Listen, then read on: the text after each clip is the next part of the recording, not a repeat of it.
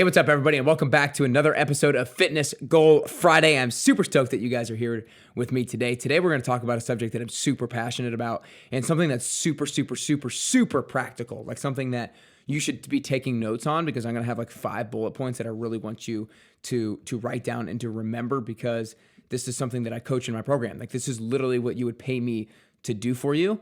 And I'm going to give it to you now for free so that you can start to take action on it, because it's so important. I'm going to give you actually 6 bullet points on how to define your success indicator. But before I do that, I want to make sure that you guys learn more about my 10-week program. Go to nickcarrier.com/10-week programs, and you're going to see 2 different options. You're going to see, if you're in Nashville, how to do it in person, because there's a group starting on May 31st. We're going to have 12 people all going after a goal themselves. We're going to meet 2 times a week in person on Tuesday and Thursday mornings at 5 a.m. And if you're saying 5 a.m., holy crap, that's too early, that's about what 90% of the people would say before going into my program. But now that's like everybody's favorite part, because they feel, look, misery loves company. And when you feel miserable getting up at 4:15 or 4:30 in the morning to go work out, and you come to work out with everybody who's feeling that same way, you're going to build a bond with that person so much more quickly than if you just like hung out and drank a beer, right? You're going to form the best relationships with people when you're going through something challenging with them. And the friendships that people form, and I'm almost get like emotional. Like, the friendships that people form through doing the 10-week program together has been one of the coolest things for me to be able to see. And it's a byproduct that I didn't necessarily expect, right? Like, I knew going into it that I was going to love people, seeing people achieve their goals, because that's what I want. And I love helping coach people to their goals and seeing people achieve what they didn't believe they could achieve. And that's all amazing. But the byproduct of people forming camaraderie and forming a bond and forming friendships that now they want to go have drinks together afterwards and they want to hang out afterwards, like, that to me is one of the coolest things that I've been able to experience. So if you're here in Nashville and you want to do May 31st, then go to nickcarrier.com/10-week programs. If you're not in Nashville, same thing, nickcarrier.com/10-week programs, and you can sign up with me virtually. We can have Zoom accountability calls every single week so I can make sure you're on track, and we'll go through the exact step that I'm getting ready to bring you through today. So one more time, nickcarrier.com/10-week programs, nickcarrier.com/10-week programs. For now, let's learn how to define your success indicator. So the first step that I have people do is what I talked about last episode, and create your best you goal, create your big. You're essentially trying to find what your why is, why you want to achieve what you achieve, how you're going to be thinking about yourself differently, how you're going to be seeing yourself differently, what you're going to be doing differently on a daily basis, what it is that you want to avoid, all that good stuff. If you missed last week's episode, then make sure you go back and listen to create your big, your best you goal. Once you define that, though, that's your goal conceptually. So like, a lot of people might say something like, I want to be in the best shape of my life, or I want to be a good role model for my kids, or I want to start forming habits that can set me up for success later on in life. And I'm like, boom, I freaking love that. All about it. Great. Why? But what does being in the best shape of your life actually mean? Like, how will you know when you've achieved the best shape of your life? How will you know when you've achieved being a good role model for your kids? How will you know when you've achieved setting good habits for the future? And that's a really hard question to answer, right? Because they're super conceptual. So what the success indicator is we create something that indicates to you that you've been successful with being in the best shape of your life. That indicates to you that you've been successful with being a good role model for your kids. That indicates to you that you've been successful with forming habits that set you up for success. And so for everybody, that can be a little bit different. You know, some people, it is the number on the scale. Some people, like, the best shape of my life is getting down from 190 pounds to 175 pounds. Some people, it's, I want to run a faster mile. Some people, it's, I want to decrease my best you challenge time. Some people, it's, I want to increase my mobility and my flexibility. You know, it could be any number of things. But the great thing about it is you get to define what it is yourself. You get to define how you want to define success, how you want to indicate to yourself that you've been successful. But it has to go through these 6 steps. I'm going to go through them real quickly and then break each one down. It has to be worthy. It has to be winnable. It has to start with a verb. It has to have a starting line, a finish line, and a deadline. So if you're in your car, you're going to want to run this back and listen to it later so you can take notes.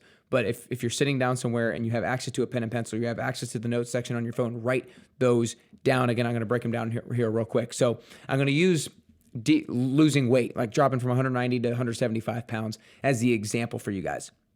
It needs to be, number 1, worthy. It needs to be a weight that you would be fired up about achieving. It needs to be like if you got 100 to 175 pounds, would you be fired up? Would that be meaningful for you? Would that be impactful for you? And if the answer is yes, then boom, it checks it off. It's worthy. If you're trying to decrease your 1 mile run time, is it a decrease enough that fires you up? Is doing more pull-ups, is that worthy enough to use? That's something that actually fires you up. And if the answer is no, if it doesn't light a fire in you now, it's not going to light a fire into you when you're 3 weeks into your plan. So it has to be worthy. Number two is kind of the balance of it. It has to be winnable. It has to be something that you truly believe that you can achieve. And I'm going to talk a little bit more about belief next week. So I want you to make sure that you tune in for next week because it's super, super key on how to increase belief in yourself. But winnable means you have to believe that it's winnable. You have to believe that you can actually achieve it. So for example, a lot of people will come in saying they want to lose 20 pounds in 10 weeks. And I've had people lose 20 pounds in 10 weeks, but those people have been super dedicated, super committed, and crushed every single week. And they've had the weight to lose, if you will. But a lot of people, 20 pounds is not winnable. It's not something that you can do. So you have to scale it back to something that's something you truly believe. And that's what I've really found to be almost universal about people setting goals is people almost have too lofty goals to start. And you always hear you should have lofty goals, and you should, but if you don't believe that you're going to achieve it, you're not going to take the action necessary to actually make it happen. So it has to be winnable. So for, again, with the weight, you have to find a number. If you're trying to decrease your weight from 190, you have to find that number. Is it 175? Is it 180? Is it worthy? Is it winnable? Is it enough that makes me fired up? Is it enough? Is it a certain amount that I actually believe I can achieve? And if you're trying to lose weight, I'll stick with that. Stick with maybe 10 pounds in 10 weeks. It's a very baseline goal. That's not easy by any means, but it's worthy, right? But I also think it's very winnable for most people. Now, it obviously depends on where you're coming from, but I'm going to stop there with winnable.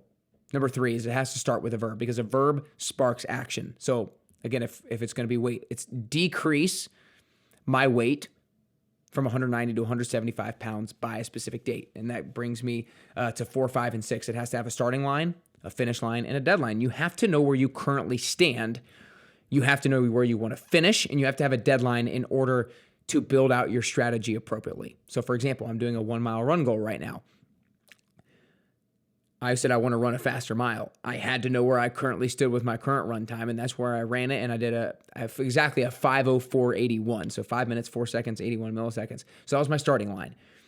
My original goal was actually just going to do a sub 5 minute mile, but I was like, well, I'm only a few seconds away from that. I think I can go lower.